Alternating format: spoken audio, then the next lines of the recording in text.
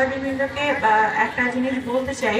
সাংবাদিকরা দেশের যে স্তম্ভগুলো আছে তার মধ্যে একটা গুরুত্বপূর্ণ স্তম্ভ হিসেবে কাজ করে।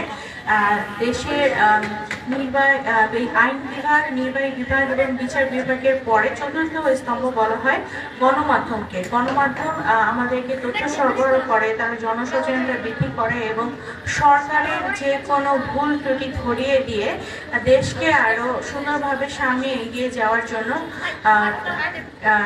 সম্ভব করে।